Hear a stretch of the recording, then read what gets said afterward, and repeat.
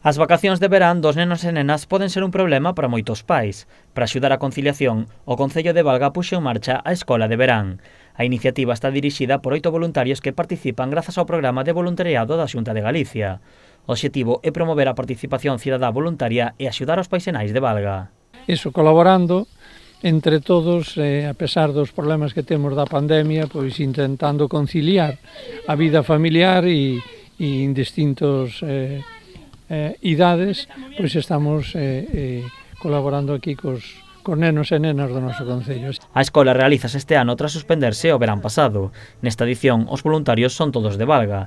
Levan a cabo numerosas actividades, tanto deportivas como culturais. Pois aquí inténtase un pouco ter contentos aos rapaces, facer actividades para que estén máis que nada distraídos, para que relacionense un pouco cos rapaces, aínda que é un pouco complicado ca pandemia, pero bueno, inténtase levar o mellor posible, e pois no ayuntamiento pois intentamos axudar o máximo posible ás persoas que, bueno, a eles que os necesitan, e bueno, pois intentamos contentar a todas as persoas que necesitan a nosa axuda. A Xunta de Galicia colabora con estes voluntariados.